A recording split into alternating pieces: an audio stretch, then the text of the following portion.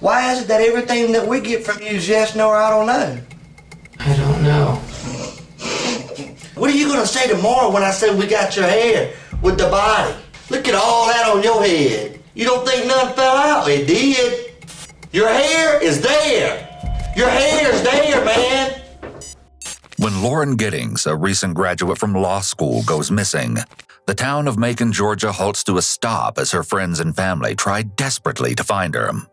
But within hours, an unlikely suspect emerges, not because of a plethora of evidence, but because of his own freak out on air while cameras are rolling. The majority of the following photos, videos, and more have never been seen before. 27-year-old Lauren Giddings was reported missing on June 30th, 2011, but by then she had already been gone for 4 days. She was a student in Mercer Law who just graduated the month prior. At the time of her disappearance, she was preparing to take the bar exam, and then she would have become a defense attorney. But tragically, she never got the chance. Little did she know, a killer had been watching her every move. The only hint that something had been wrong was one incident, but one that she had easily dismissed. Lauren told her sister, Caitlin Wheeler, that after returning to her apartment following a trip, she thought that some of her things had been moved around, as though someone had been in there while she was gone. But she had no proof, just a feeling, and she eventually dismissed it. But that would prove to be a grave mistake. The summer of her graduation, Lauren's sister got married, and she took a few weeks off to spend time with her loved ones. But following the wedding, Lauren told her family and friends that she would be studying non-stop for the bar to make up for the lost time. With this in mind, they weren't too concerned when they didn't hear from her for a few days. But the days stretched on, and still there were no calls, emails, or answered texts. Her sister was the first one to realize something was terribly wrong. On June 29th, she reached out to Lauren's friends at Mercer and began to piece together that not only had no one heard from her, but they also hadn't seen her in days. What is especially chilling is that according to her calendar, Lauren was due to move out from her apartment the next day, on June 30th. Her car was still parked in her parking space, and after Lauren's friends heard from her sister, they decided to look for her and search her apartment. Her friends got in using a key they knew she kept in a white glass vase on a table outside her door. Checking her computer, they uncovered an email she sent revealing that she thought someone had tried to break into her apartment on the Thursday night before she vanished. Eerily, her ID and keys, including the other apartment key, were all inside, as though Lauren had come home and locked the door behind her, and then vanished. Lauren's family didn't live nearby, so her father drove that night to Macon to speak to police, and a missing persons report was officially filed for Lauren 4 days after she was last heard from. There were no witnesses. It was just a matter of interviewing anybody who lived at that apartment complex, or anyone who knew Lauren, with the hope of finding someone who knew what could have happened to her. Little did the police know, the case would have its prime suspect in only 12 hours of investigating. One of her friends, Ashley Morehouse, gave an emotional account to an officer about the last time she saw Lauren. When was the last time you've actually physically seen Lauren? It would be early Saturday morning at about 4 a.m. That Friday night, we went out to the bar, and she came back to my boyfriend's place to stay for the evening. Did you see Lauren when you woke up that morning? No. You're just assuming she was there? Yes. Did you ever see her or talk to her again? No. Ashley was one of the first people who alerted the authorities to Lauren's disappearance. Lauren's next-door neighbor and law school classmate, 25-year-old Stephen McDaniel, also spoke briefly with an officer. How long have you lived next to Lauren? Since I started law school back in, it'd be August of '08, I think. When was the last time you think you seen Lauren? It was either last week or the week before that. Okay. Is there anything that you could tell me today or add to your statement that could help me locate Lauren? I can't think of anything. Stephen, along with Lauren's other neighbors and friends, were then asked to go to the police station to give their statements. As the two had lived side by side for years, Stephen was the perfect person to ask if he had heard or seen anything that may be helpful to the case. I just want to clarify some things about your statement. I asked you to come down here today because you're Lawrence's next door neighbor, right? Yeah. And you told me in your statement that you've been home all week, right? All weekend? Mm-hmm. Has anybody come stay visit you while you were at home? No. You didn't have no friends over? Mm-mm. Anybody see you this weekend that you've been home? I don't know. I had asked you in your statement because I've asked everyone that lives in that apartment complex if it would be all right for us to search their apartment, give me consent to search. Yeah. I'm asking that I would be there and that no one's going to search your apartment without you being present, right? Mm-hmm. And in your statement, you stated that you didn't want me to do that. I've got several firearms that I own. It isn't terribly surprising to hear that a law student would refuse to consent to search. However, what is unusual is that Stephen would continue to consent to police interviews without legal representation. And I don't want other people... Well, how many firearms do you have? I've got a semi-automatic rifle, and then I've got 2 handguns as well. Well, you understand that we're trying to locate Lauren. She's missing. And you stated that you're willing to do anything to help me. If I can help, I will, but... By helping me, I've asked everyone there, and everyone in the apartment complex has agreed, except you. It's the lawyer in me, I suppose. What can I say? I just needed to know the reasoning behind you not doing it. You just are worried that I'm going to mess with your firearms if you're standing there? Nah, I'm always just protective of my space. Did you hurt your nose or something? Where? The red mark on your nose right there. How'd you get that red mark on your nose? I don't know. Is it a mirror? Yeah, well, I'll show you. How'd you get this mark down here on the chin? Place I've been picking at. So you don't want me looking in your apartment at all? After some convincing, the officer eventually inspected Stephen's apartment, looking for any sign of Lauren. Although they didn't find her, they began to notice Stephen's behavior was growing increasingly odd. Police reported that he was sweating profusely and rapidly drank multiple bottles of water.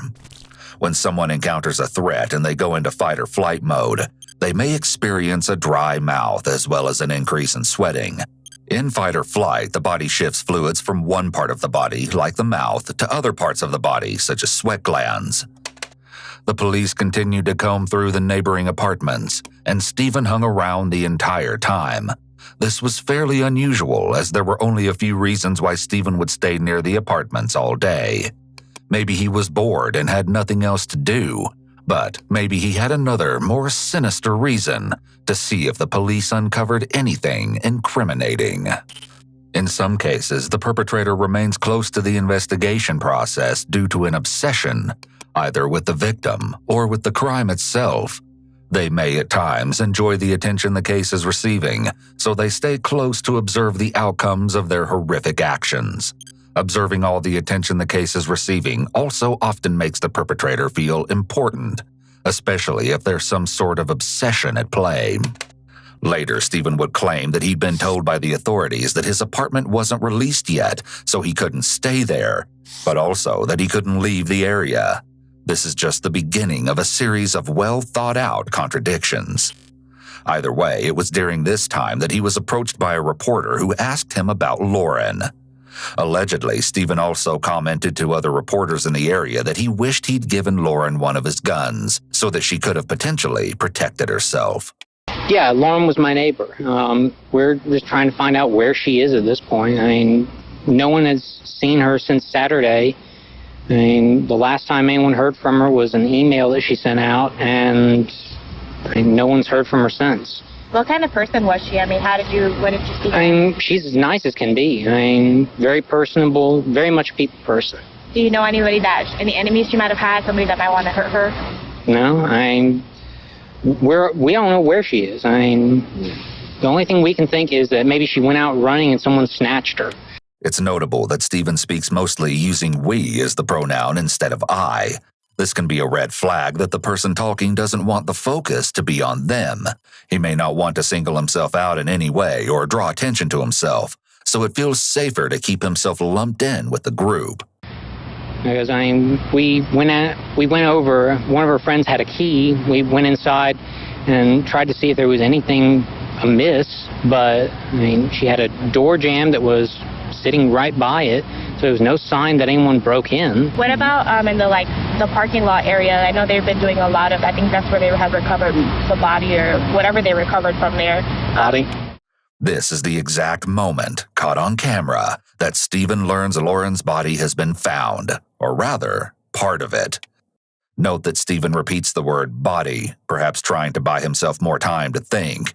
However, an alternative theory is that he was trying to behave how he thought someone would react when they found out their missing friend's body had been found. His reaction could potentially be seen as shock, as a friend learns that the person they've been searching for is actually dead. Or, more accurately, it's the very moment a killer finds out that the body they thought they'd cleverly disposed of is found. Far quicker than he expected, a carefully laid plan is already beginning to unravel, and he's just realized that very thing while on camera. Earlier, as police were searching for any sign of Lauren, they noticed a horrible smell coming from the garbage bins behind Barrister's Hall at Mercer University, across from the apartment complex where she lived. Around 9:40 a.m., they made the nightmarish discovery of a human torso, discarded along with the trash. In a strange twist of fate, the grim finding was a moment of pure luck. The garbage bin should have been picked up and emptied earlier that day, before investigators ever would have found the remains. However, that day, the garbage truck was running late. No matter what Stephen may have been thinking while talking to the reporter, the police had already noticed him hanging around and brought him back to the station to answer a few more questions. In this second interview, things take an interesting turn immediately, and Stephen's reaction to the detective is far less confident. Now that suspicion has fallen so thoroughly onto him, Stephen will use his knowledge as a law student to try and wiggle his way out of giving the police any more information. And the result is unsettling, to say the least. You know Detective Patterson, right? Yes. Do you remember, put your hands up here, you remember us talking earlier tonight, right? Yes. You remember me earlier in the day? Yes. When we came down here and talked a little bit and then we left? Yes. Okay. I need to know about this girl right here. You know her? Yes. Who is that? Lauren Giddings. Does she live next door to you? Yes. When's the last time you seen her? 2 or 3 weeks ago. Okay. Was you friends with Lauren? Yes. Look at me when you talk to me, son. Okay? Was you friends with her? Yes. Close friends?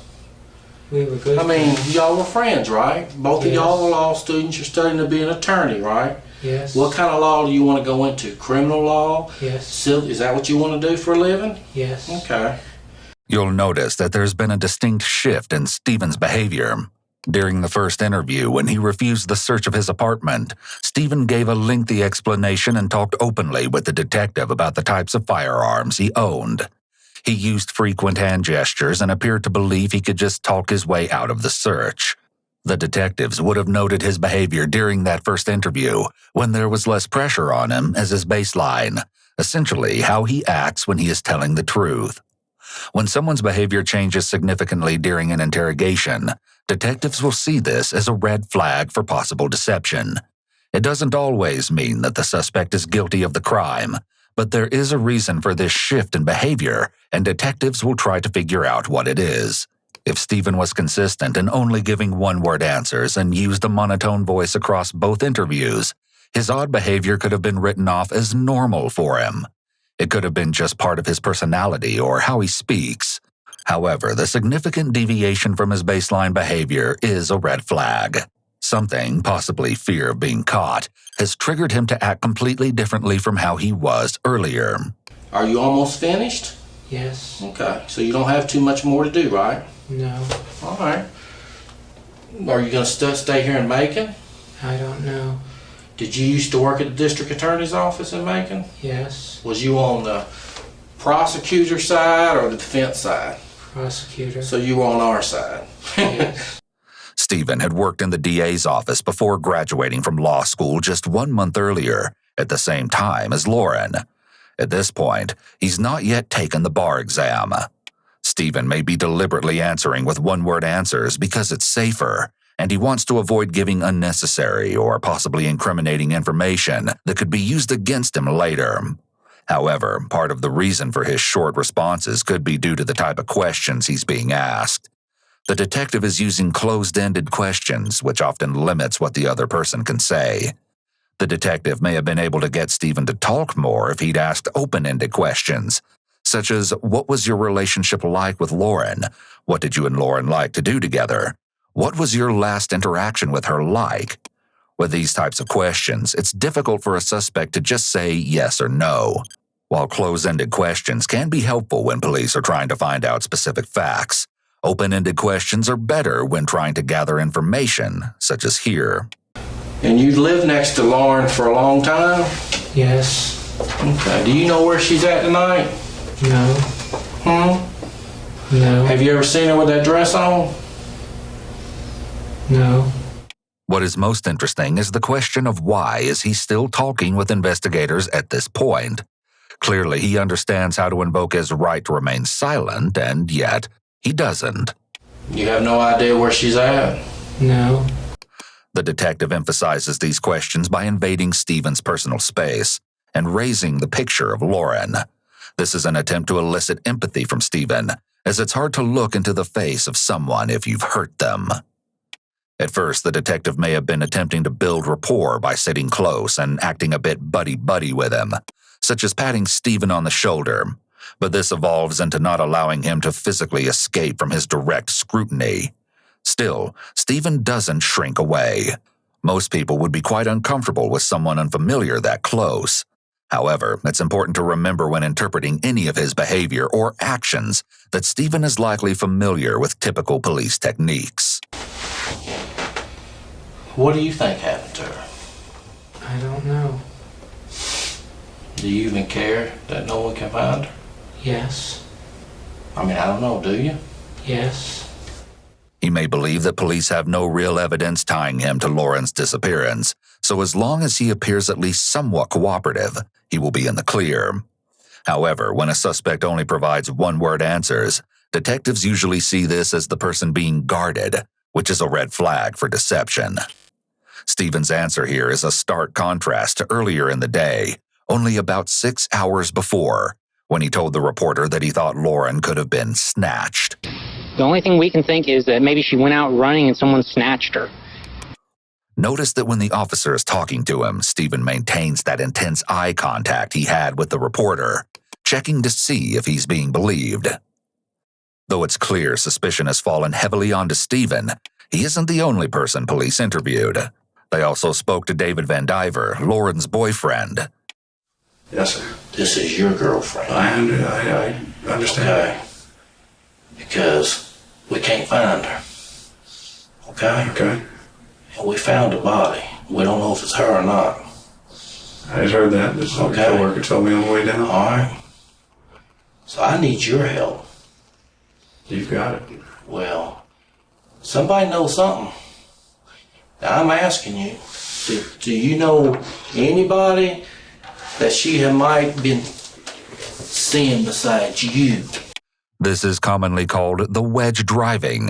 It's similar to the prisoner's dilemma, but is used to elicit an emotional response in a suspect in relation to a victim. The couple appeared to have a long-distance relationship, one that was occasionally on and off. The detective quickly narrows in on this fact, suggesting that the two had problems in their relationship. Notice the difference in David's body language compared to Stephen's. David is leaned forward, and his body is frontally aligned with the detective, meaning his torso and legs are pointing toward the officer. He looks engaged in the conversation. Detectives trained under the Reed technique view this posture as being more in line with a truthful individual, rather than a deceptive one. Compare that to Stephen's rigid posture facing forward toward the table and away from the detective, which, according to the Reed technique, can be a red flag for deception. It's important to note that a suspect's posture alone cannot be used to make a determination about whether someone is lying or telling the truth. However, it's something detectives will take note of and may help guide them with their questioning. So you're telling me the whole time you were going to California, you didn't call her, check in with her, nothing? No.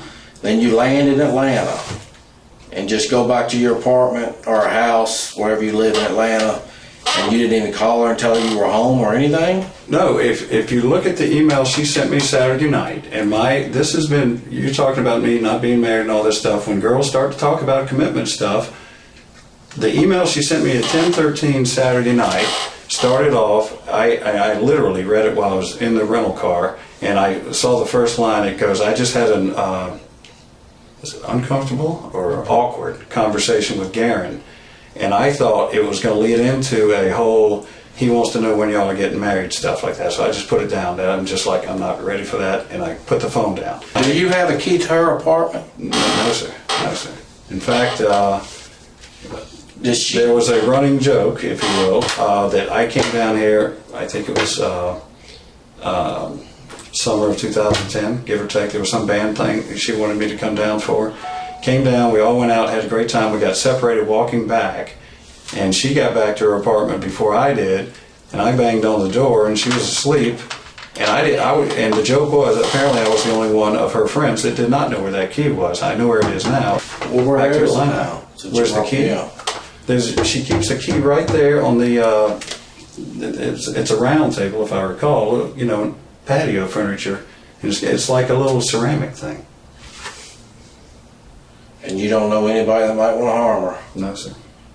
Are you worried about that being her? Absolutely. Absolutely. David rubs his head, likely a sign of stress, which is understandable given the situation. In addition to being concerned about his girlfriend, he may also be worried that police are suspicious of him. He may know that in most cases where a woman disappears or is killed, the partner is looked at first. Even if someone is innocent and logically knows that the truth is on their side, it doesn't mean they won't be concerned about being wrongfully accused. Eventually, David Van Diver is cleared of any suspicion and allowed to leave the police station.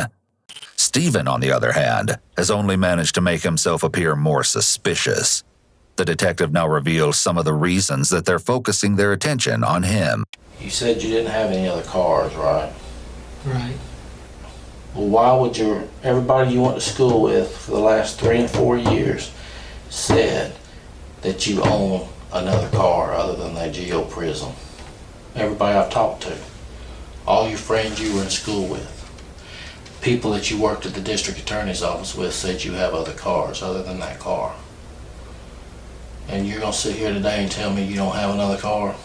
I don't. Well, where's it at? I don't have one. You never had another car besides that Geo Prism? No. So if I call your granddaddy, he's going to tell me that you only have one car? Yes. What's his phone number? I don't know. Yeah, you do, because I already have his number. You don't know his phone number? No.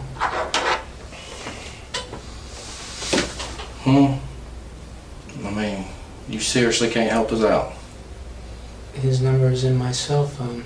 Let's start. Where's your cell phone? At the apartment. In your apartment?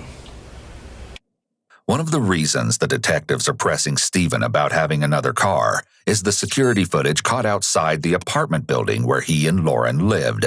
It's blurry, so it's unclear exactly who is in the footage, but the detectives clearly suspect that it might be Lauren's killer. What's up with the pair of underwear that was in your apartment? That was like a mask. It was cut out like a mask. You cut underwear out to look like a mask? No. What do you think happened to her? I think someone took her.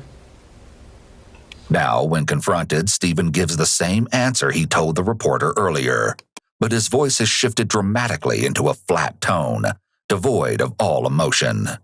Well, you know there was a body found in the trash can next to the apartments. Yes. You do know that. And it's a female, white female's body.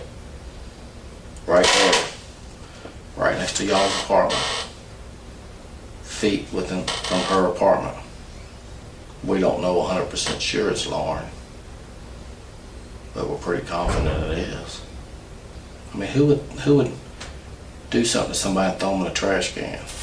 I don't know. I'm asking for your advice or your observation. Who in your complex would do something like that? You lived over there for 3 years. Tonight's the first night I think I've ever been over there. By asking the suspect to speculate as to the narrative of the crime, the investigator is looking for any facts, especially inconsistent or unpublicized facts, that might create an opening for more direct lines of questioning. In your expert opinion, of all your knowledge of going through law school and all that, who in that complex do I need to talk to? I don't know. This type of question is commonly taught in the Reed technique. The detective likely knows that typically people who commit horrific murders have antisocial personality disorder. Individuals with this personality disorder are typically very grandiose, which means that they love to be admired and praised by others for having what they believe are superior qualities. Being called an expert by the detective would certainly play on a perpetrator's grandiose beliefs about themselves and make it more likely that they will respond. However, it doesn't work with Stephen. Also, an important note to keep in mind is that if Stephen suffered from severe and untreated mental illness, it's unlikely that as a law student he would make it through the years of intensive coursework and field training, which he has. Throughout the interrogation so far, he's barely moved. This stands out against the norm in the interrogation room. People don't sit completely still. They shift, move their hands when they talk, and cross their legs.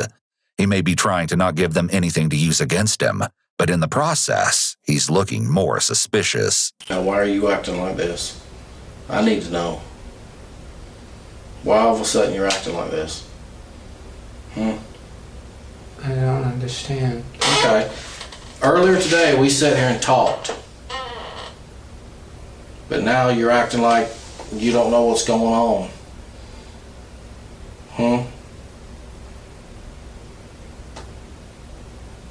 mean, did something happen or something to you?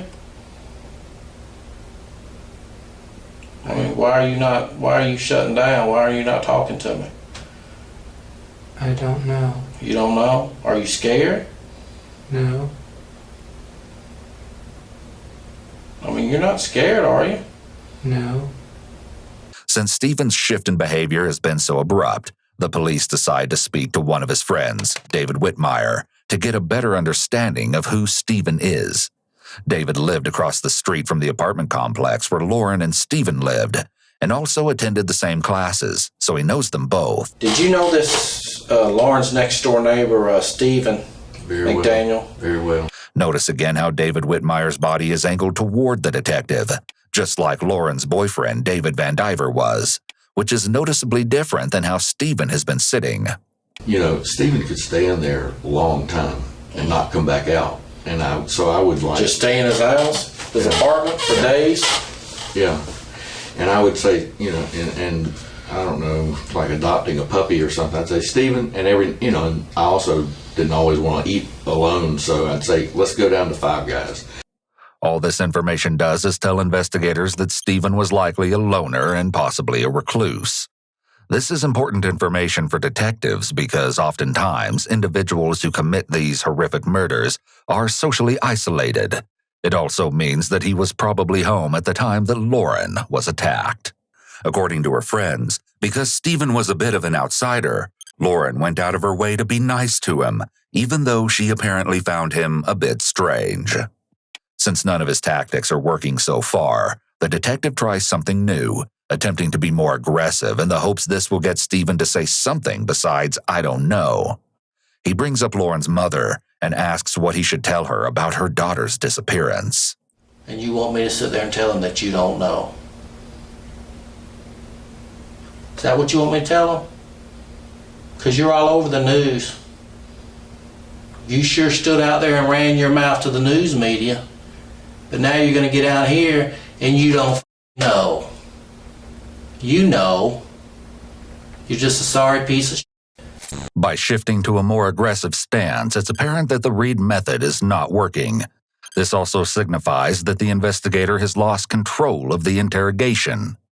The detective is likely taking his frustrations about the case out on Stephen, rather than stopping to think about what would be the best approach to get him to talk. He may be trying to rile Stephen up and make him upset enough to admit something in anger. However, name-calling is never a good tactic to get a suspect to open up. This is an example of how sometimes individual law enforcement officers may stray away from standard interrogation protocols, such as the Reed technique.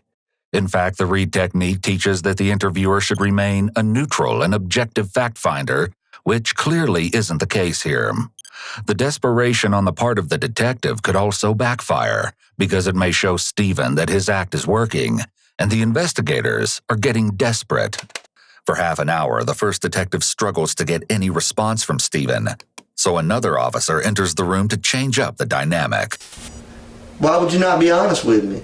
I am being honest. Stephen, it just doesn't feel like it, buddy. You know, I get the sense that there's something weighing heavy on your heart right now, and it's breaking you down, and you feel bad about it. I can tell you haven't slept much, have you, in the last few days, have you? No. Like something's weighing on your mind, ain't it? We were looking for Lauren. You started looking for Lauren yesterday. Yes. But you haven't slept in several days, have you? Yes. You have? Yes. Earlier when I talked to you, you said you hadn't slept in days, that this morning was the first time you was able to get any sleep, was this morning, for a little bit. No. Yes, that's what you said. That's what you told me. So I asked you, well, if you haven't been able to sleep in several days, what have you been doing, studying? And you said, yeah, studying. You don't remember that? No. By pointing out Stephen's inconsistent statements, the detective is trying to shake his confidence and make him doubt himself. If Stephen feels like he's making a lot of mistakes, that will likely increase his stress, which in turn could cause him to make more mistakes. What I want you to do, and I'm going to ask you this question, I want you to describe to me how you feel right now. You don't know how to answer that with a yes or no, do you? I don't know what's going on. The investigator is once again trying to build rapport through empathy, marking a return to classic interrogation techniques. As well, the switch to open-ended questions suggests that this investigator is perhaps more experienced or more effective than the other. Lauren's missing. This pretty little girl right here, your neighbor, she's missing. I know. You went looking for her last night. Yes. Did you hurt Lauren? No. Stephen, did you hurt Lauren? No. When is the last time you've seen Lauren alive? I can't recall. I mean, if that's Lauren's, we haven't positively identified it. But like his graduation, because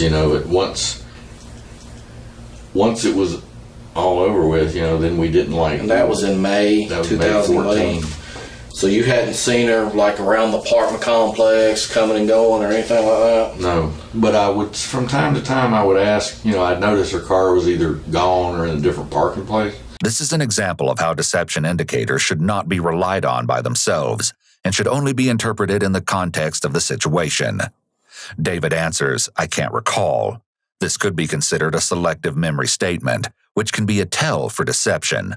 However, when you look closer at the situation, you see that David had a legitimate reason for not knowing when he last saw her.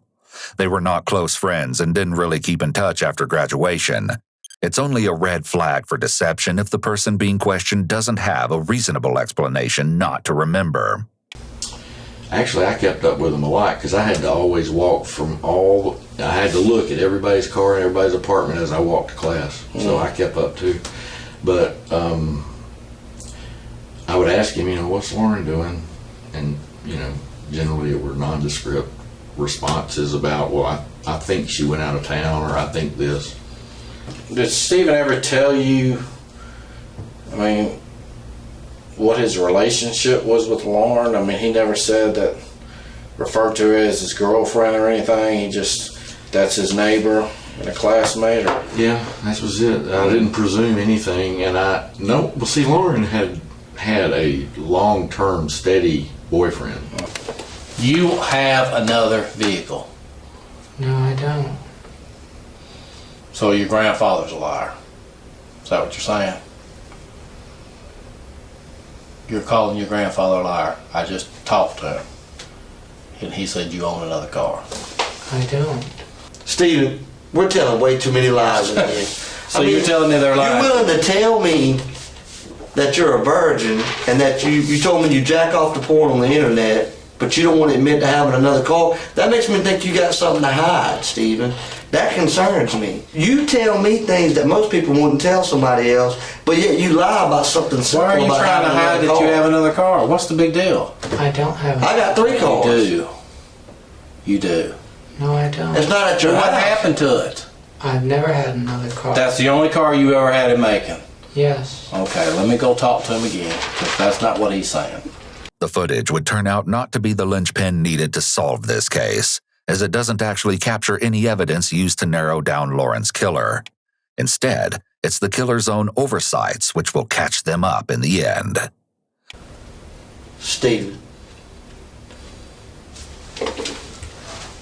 what happened to Lauren? I don't know. You like her, don't you? She's my friend. Did you ever think about having sex with her? No. You never tried to talk to her on a dating level?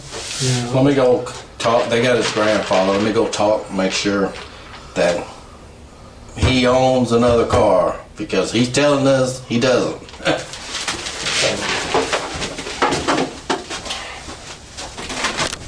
Be right back. So you telling me, see that pretty girl right there? Yes. You telling me you looked at a pretty girl like that and you never once thought, ever, man, she looks good. You never thought that?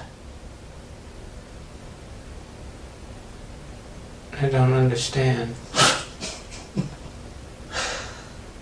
Do you talk to Stephen? Email to email? Little brief emails. Is there anything on there discussing about Lauren? No. There was only time he ever mentioned Lauren that other than like this, like, have you seen Lauren lately? Well, I would ask him that sometimes. There was this one experience where Lauren's name came up, and he said, boy, you should have been there. He said, Lauren really put on a show. And I said, well, what do you mean? He said, she was so drunk. And then he described how she had been out there dancing with some other girl and had fallen, and apparently was not wearing any underwear, or very skimpy underwear like they wear nowadays, and apparently flashed most of the room purely accidentally. I understand. And he that's the only thing I've ever heard related to Lauren. The officers appear to have found a potential motive for Stephen to want to hurt Lauren. The speculation that perhaps he had a romantic interest in her wasn't completely misplaced. A friend of Lauren's would later come forward to share that Stephen had asked her out on a date, and Lauren turned him down. This friend also said that he didn't think Stephen had a single bad bone in his body, and was always helpful and kind, even helping one night to make sure when Lauren came home from the bar intoxicated that she got into her apartment okay. However, this friend eventually admitted that Stephen continually asked her out on dates, and even allegedly weirded her out with his attention. Though he doesn't give much away during the interview, posts that Stephen made online reveal he actually thought about dating and relationships a lot. The posts were confirmed to be penned by Stephen because although he uses the nickname SOL, or Son of Liberty, to make the online comments on a few different forums, SOL wrote that they were a law student in Macon. If that wasn't enough evidence, Stephen was also known to send politically charged emails to his entire university, which he signed with his name and the moniker Son of Liberty. In one post, Stephen answered another user's comment with, "Ha, you won't find any pictures like that in my home because I don't have a girlfriend. I just made myself sad." Later, in a post from February 2010, he wrote, "The problem with being a social recluse with a fundamental disability to connect on a romantic level is that we want so much to find that one special person with whom we want to grow old with, raise children with, spend the rest of our lives with, and yet we're incapable of going out and finding her. As it reaches midnight, the detective's frustration begins to show. But even though his answers don't change, the cracks are beginning to show in Stephen's robotic answers. You knew that there was blood in that apartment. No. Yes, you did, Stephen. Yes, you did. There's blood in your apartment, Stephen. That's right. There's blood in your apartment. Stephen, this is hard, buddy. I know this is hard.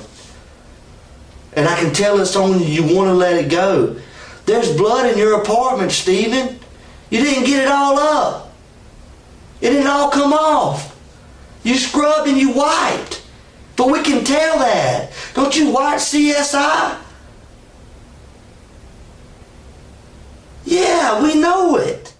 The blood the police claim they found was in Stephen's bathroom. It's hard to know for sure at this point if they actually have discovered this evidence, given how early it is in the investigation. But since police can lie during interrogations, this could be just another tactic to try and get Stephen to confess something.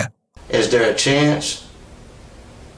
But you do admit that there's a chance that I possibly have evidence to show that you do have something to do with that body, correct? I don't know. You don't know? While outright denials can be confronted, I don't know is a much harder statement to confront. There's very little room to redirect this answer into another line of inquiry, as the follow-up questions would all tend to be answerable with yes, no, or I don't know. Because if I hadn't done anything, I'd say, nope, there's no way. But you say you don't know. Why is that? Why do you say you don't know? Is there a chance that maybe something's there? No. Why did you say you don't know? Because I don't know. Because you're worried about something? Maybe something that happened, that maybe something got mixed up with something and you're worried about that? No. Then why do you say I don't know? Because I don't know. How would you not know? Stephen may be enjoying the fact that he's getting a rise out of the detectives. It may make him feel superior to see how frustrated they're getting while he's able to remain completely deadpan. I wanted to give you an opportunity to tell it. I wanted to be here with you to go through that process because I know you're not a monster, man. I know you're not a bad guy. You're just a hard-working student trying to pass a bar exam, ain't you? Show me that scratch again that you showed me earlier. That was it a... What did you say happened there? I think I scratched myself in my sleep. Huh. It's interesting that this question about the scratches on his torso is the one that sparks the most detailed response from him. Perhaps he's trying to deflect the officer's attention from the suspicious marks, because the scratches look like the kind left by fingernails. Though the detective says that Stephen showed him the scratches earlier, Stephen would later claim that he didn't consent to showing the officer anything, and that he'd lifted his shirt without permission. You know what's crazy? I was talking to people that he works with and everything. They talk about how he's always expresses himself. But he don't know. He's very talkative. Stephen, they say you're so talkative, buddy, that you're always so friendly. You stop in and say hello, and you talk. Why is it that you're acting so short with us tonight? If you have all this character and personality about you, why is it that everything that we get from you is yes, no, or I don't know? I don't know. If what the detectives are saying about him normally being friendly is true, then Stephen has been very careful not to give away anything verbal or nonverbal throughout this entire process. This must be using a lot of energy and effort on his part. The police may believe Stephen is guilty, but with little evidence at this point and no indication that he's going to crack anytime soon, the detective shows his true frustration. Why are you lying, Stephen? I'm not lying. Yes, you are lying. How long will you continue to do it? She's got a mother and a father and a family out there that is sick over everything. Where's their little girl, Stephen? I don't know. Stephen, you know. Where? I don't know. Stephen. You're going to look at this right here, this little girl right here, and you're going to say you don't know? I know you know. I don't know. Yes, you know. What are you going to say tomorrow when I say we got your hair with the body? What are you going to say to me then? Because you know, like I go like that. Look at my hair. That's how easy it falls out. Look at all that on your head. You don't think nothing fell out? It did. It did, Stephen. We just wanted to give you an opportunity to tell it, so you didn't look like a monster at the end. Because you know what? I don't believe that you're a monster, Stephen. I believe that you're a good guy. You've been picked on. Girls didn't show you the respect that you deserved. You did something stupid. And I believe you feel bad about it. And that's why you're all freaked out right now. But I'm giving you the opportunity to get right. I'm giving you an opportunity to show everybody you're not a monster, that you feel bad about what happened. Your hair's there, man. Your hair is there. We got your hair with the body. How's that, Stephen? I don't know. Yes, you do know. Yes, you do know, Stephen. When the detective claims that Stephen is a good guy who didn't get the respect he deserved from girls, this is part of the theme development phase of the Reed technique. The detective is trying to shift the blame away from Stephen onto an external reason: girls rejected him, so that it's easier for him to confess. Why? The question on everyone's mind, but the true horror of Lauren's fate wouldn't be revealed for months. Despite the detective's exhaustive efforts, non-stop questions, and over 12 hours of interrogation, Stephen didn't confess. Not then, at least. You did, buddy.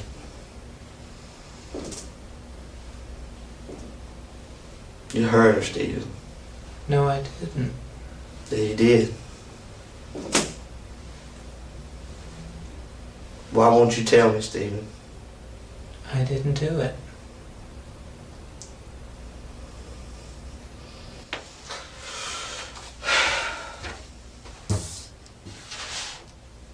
I'm gonna take this with me. You don't deserve to look at it. Just stay right here, okay? Okay. I appreciate all your cooperation tonight, okay? Okay. Stephen's lease on his apartment was up in 2 weeks. He was just about to take the bar, become a lawyer, leave Macon and return home, but instead, he's arrested that night and taken to jail. Undoubtedly, his unsettling behavior during questioning helped to solidify the suspicion against him, but soon Stephen would offer an explanation. In fact, just like he explained away his choice to hang around the apartments while they were searched, he would soon offer up a series of claims. None of his allegations have ever been independently verified, nor were they caught on camera, so we can't comment on the validity of his accusations. In a written statement after his arrest, Stephen claimed that after the reporter told him about the discovery of Lauren's torso, he was on the verge of hyperventilating and lost consciousness. Stephen said that he was diagnosed by an emergency medical technician as having suffered a seizure. Instead of being taken to the hospital, Stephen explains he was removed from the EMT's care by the police and brought to the station for his second interview instead. There, Stephen claimed that he told the police he needed medical aid, but instead, when he tried to stand, was pushed back down by an officer, pinning him to the seat. He said that he was disoriented with severe head pain, had lost sensation in his extremities, could barely breathe, and was suffering from impaired vision. He went on to say that he was deprived of medical care and believed his life was in jeopardy from a medical emergency. This, Stephen explains, is why he was in an impaired state during the interrogation, and therefore was barely conscious and not in control of his words or actions. If this is true, it would put anything he said into question. Of course, Stephen would have had a lot of time between the interview and his later arrest to come up with a well-thought-out lie to explain his odd behavior. Still, it's important to note that Stephen's symptoms also sound like a panic attack. It would make sense that he was triggered by the discovery of his friend and neighbor's body, sending him into a panic attack regardless of his guilt or innocence. However, a killer who never expected the body to be found would have reason to be panicked when it was discovered, along with potential evidence. With this accusation in mind, it's impossible to know if his catatonic-like state was the result of a real medical emergency, or if it was an attempt to manipulate the interrogation so he didn't have to give any answers beyond yes, no, and I don't know.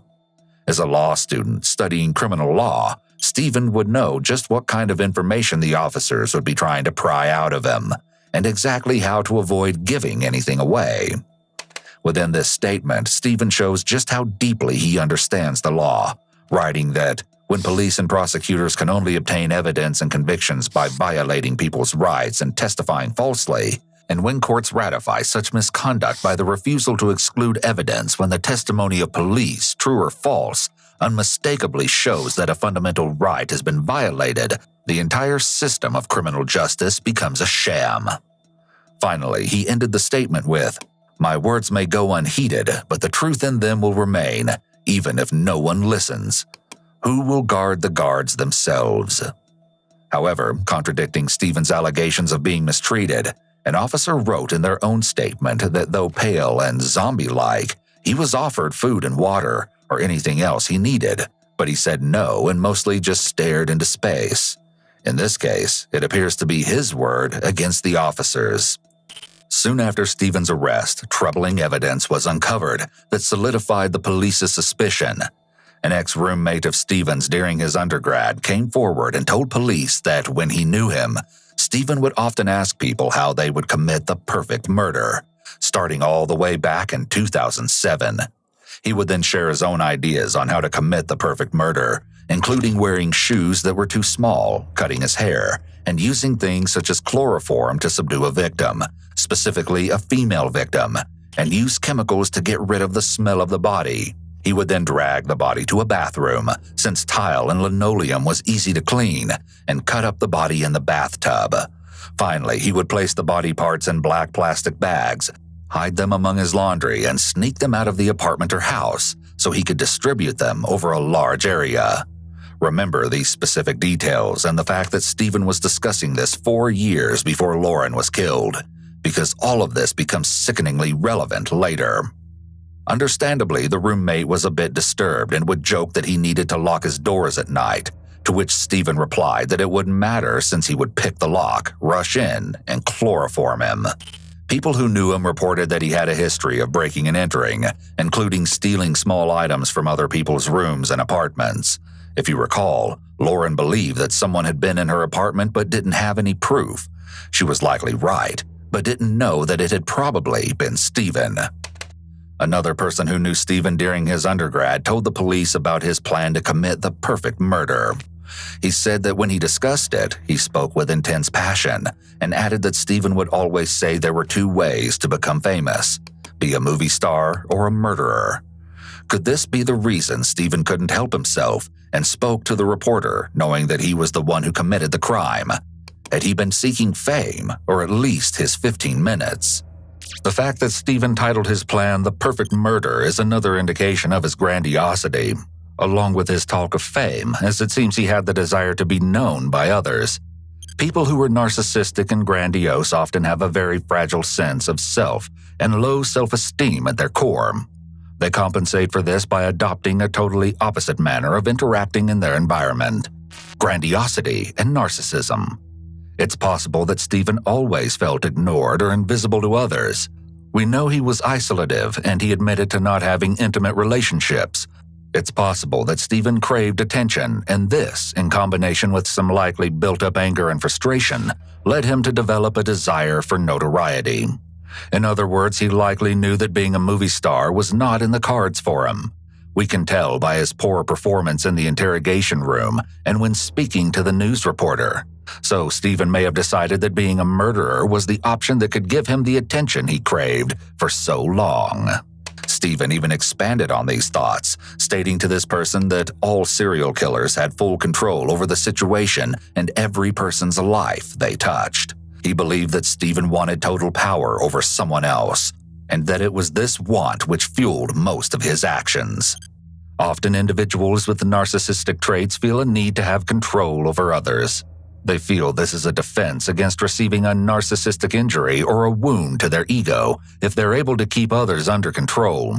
Since it appears Stephen didn't have romantic partners, this need may have been fulfilled with his sneaking around and observing Lauren or others without their knowing. Having full control is a common motivating factor among people with antisocial personality disorder. They derive pleasure from being in full control of people and situations because it feeds into their grandiose sense of self and narcissism. These people often fantasize about being great and powerful and will commit horrific actions to materialize this fantasy. Additionally, since people with antisocial personality are very spiteful and vindictive, they will seek revenge if they perceive that someone has wronged them. Maybe Stephen resented Lauren because she wasn't interested in him romantically. Regardless, it's clear that murder is something that he had given a lot of thought for a long time. Murder could have been an escalation of his breaking and entering behavior. Perhaps his desire to kill was even part of the reason he enrolled in law school. He wanted to learn how he could get away with murder. Once again, Stephen's creepy posts online revealed just how much he'd been thinking about death. Not only was he making comments on message boards just 3 days before Lauren's torso was discovered, right around the time she was killed, but in discussions about survivalist shows, he talked about cannibalism. One post, he said, "If we have to resort to cannibalism, we'll do it in as orderly a fashion as can be done in those circumstances." Another read, "Yeah, cannibalism isn't a first resort, it's the last. It is only undertaken when all other options have run out, and the only choices are starve or cannibalize. As for who, I would take the volunteer if there was one.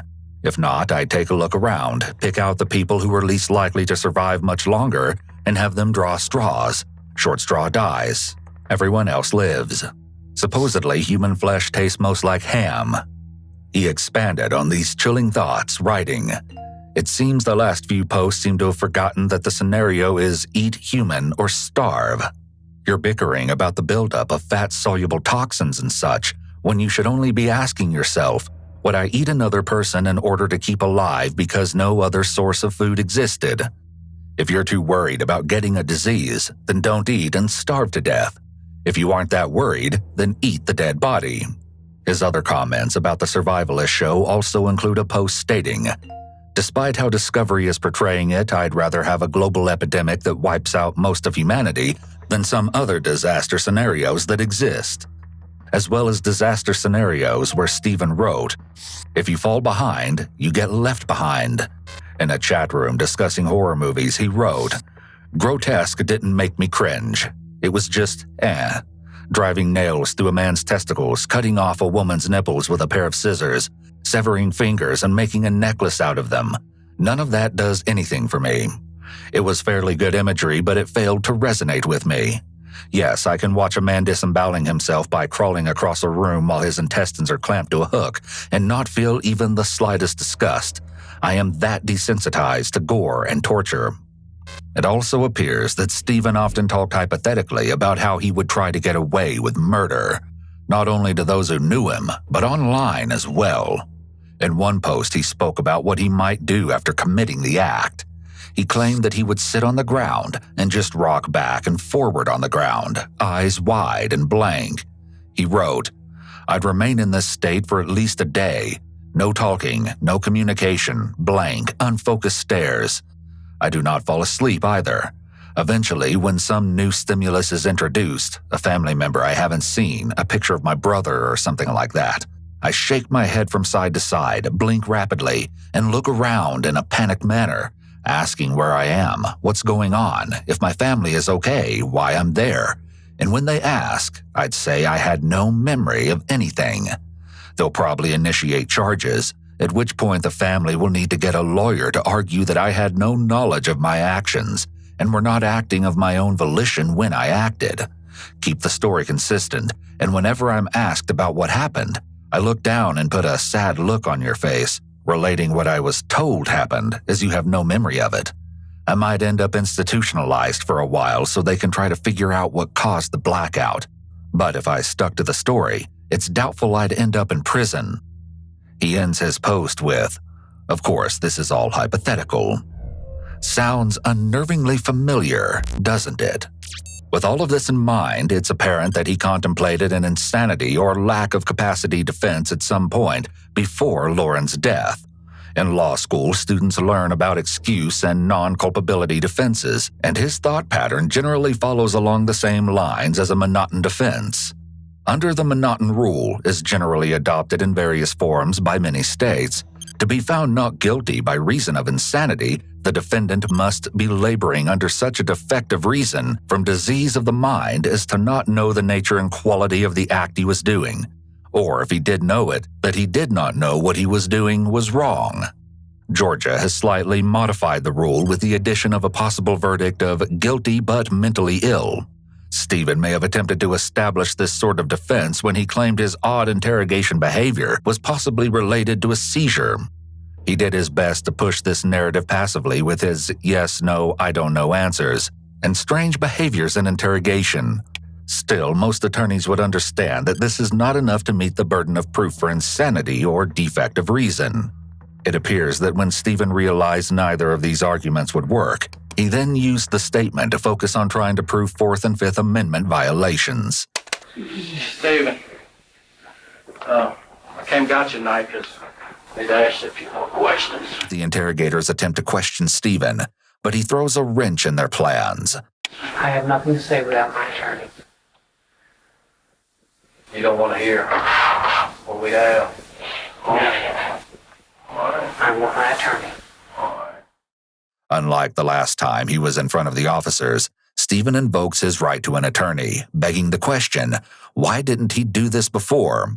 It's impossible to know what he may have been thinking, but given his bold news appearance, maybe Stephen was so confident that he would never be caught, he truly believed he could beat the system. He may have actually requested a lawyer here because he was facing a bigger and much more real threat. In the first interviews, he likely felt relatively safe and therefore more confident in his abilities to defend himself. However, now he has just been arrested, so the stakes are higher.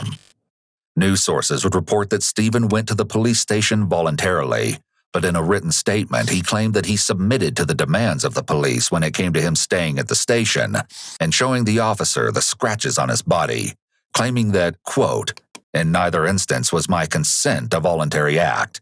It was a submission to police coercion." Looks like you've been putting on a little weight in there, man. Dude, I'm just talking casual, not about anything right now. You can feel free to talk. You want anything to drink or anything?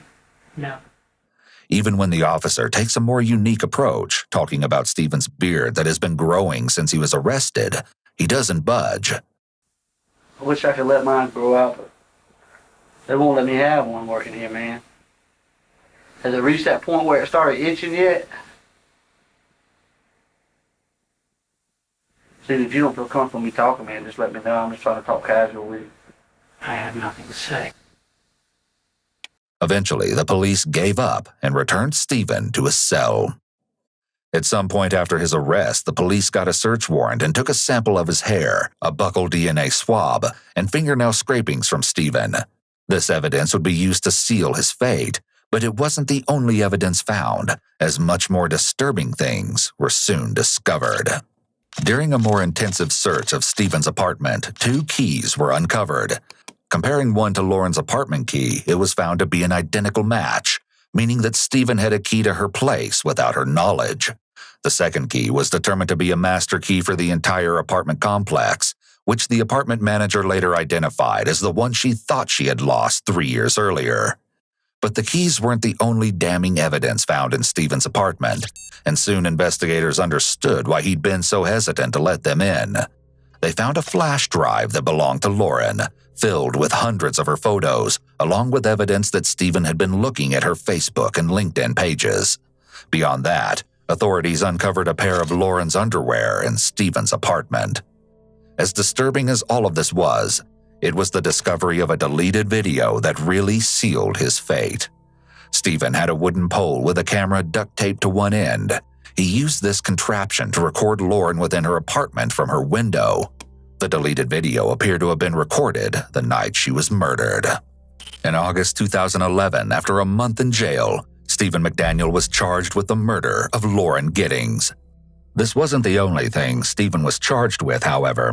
During their search, police found even more disturbing evidence on a flash drive belonging to Stephen. Sickening and inappropriate images of children. As well, in online posts, Stephen commented encouraging messages under fictional writing featuring inappropriate and disturbing acts with children. He was then charged with several counts of exploitation of children. As the evidence against him grew to the point where his silence and denials were no longer cutting it, Stephen decided to take a plea deal in 2014. The plea, which would allow him to avoid the death penalty and drop the charges of child exploitation, required him to describe exactly what happened to Lauren on the night that she died. In a statement, he admitted that he had a master key to the apartment, but he didn't clarify when or how he stole it from the apartment manager. He used the key to get into Lauren's apartment around 4:30 a.m. on Sunday, June 26th. He was wearing gloves and a mask when he walked into her bedroom and stood over her as she slept. The floor creaked under him, and she woke up and saw him. He said that Lauren sat up and calmly told him to get the f*** out. Stephen leaped across the bed and grabbed her by the throat. She struggled to get away from him, even tumbling onto the ground together, but Stephen managed to keep his hands around her. Still, as she tried to get away, Lauren reached up and pulled off Stephen's mask. As he strangled her, she managed to say, "Stephen, please stop." But he continued to hold on to her for several minutes, maybe as long as 15 minutes, until Lauren finally stopped moving. He then dragged her body into the bathtub and left, going back to his own apartment. As though he hadn't just committed an unthinkably horrific act, Stephen spent the next day in his apartment on the computer before going back to Lauren's with a hacksaw around midnight. He began to dismember her, wrapping the body parts in black trash bags before discarding them in the Mercer Law School dumpsters while it was still dark. Besides her torso, the rest of Lauren's remains have never been recovered. It's possible that when Lauren awoke and spotted Stephen in her room, he impulsively decided in that moment to kill her. That could explain why he then left and didn't come back until later to dismember the body, as he wasn't prepared to do so right after he killed her. Lauren waking and catching him may have unhinged this sense of control. As well, this sense of control may have already been unhinged by the fact that she was planning to move away so soon, which would bring an end to the relationship he may have felt they had. It doesn't seem like a coincidence that Lauren was killed just days before she was due to move. Along with this, there was one other thing that may have influenced the timing of the attack on Lauren. She had just sent her dog to live with her parents after graduation so that she could focus on studying for the bar.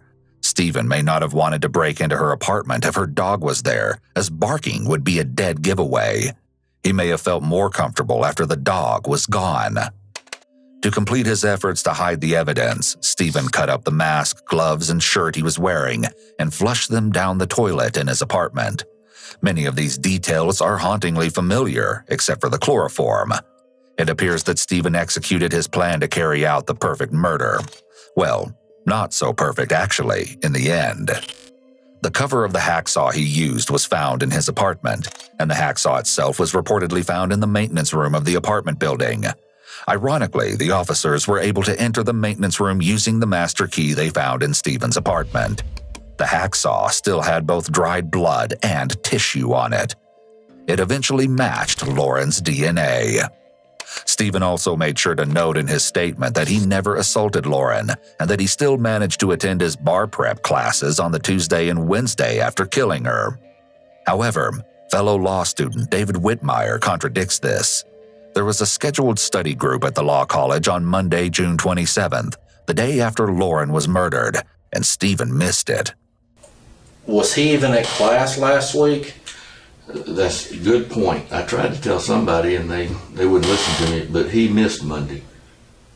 Okay, and you know that for a fact because you were there. Oh, absolutely. I know. So he wasn't there Monday. No, and he showed back up Tuesday, and so he walked in and I asked him, I said, well, you know, where have you been?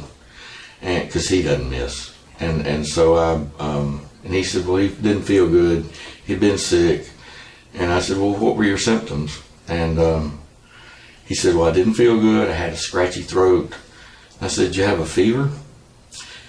And I thought this was odd, but it's just Stephen. He said, "I don't have a thermometer."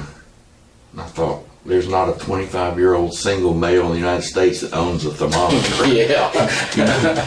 What may be the most baffling of all was that Stephen struggled to clarify why he murdered Lauren at all, and yet still displayed chilling self-awareness. He wrote, "It's difficult for me to explain why I killed Lauren. The difficulty in explaining it lies in my own inability to understand it myself. I know that it was very wrong.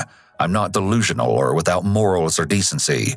Yet I acknowledge that something in my makeup, my psychology, my neuropathy, my own particular pathology perhaps, must explain it. But it's beyond my reach. Lauren was my friend." In his statement about his psychology, neuropathy, and pathology, Stephen basically admits that he meets the exact definition of an individual who poses a hazard to society. Both investigators and Lauren's family have shared their doubts about Stephen's statement, saying that he had a lot of time to prepare the letter, and there were many things omitted that he might never share. Lauren's sister Caitlin has stated that she doesn't believe anything he has said. Stephen McDaniel was sentenced to life in prison. During a retrial in 2018, he represented himself and again made the claim that he had not consented to the search and that he was coerced by the police before, during, and after his interrogation. The appeal was denied, but the story doesn't end here.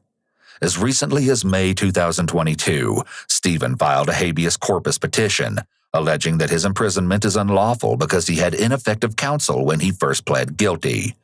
There is yet to be a result released in this filing.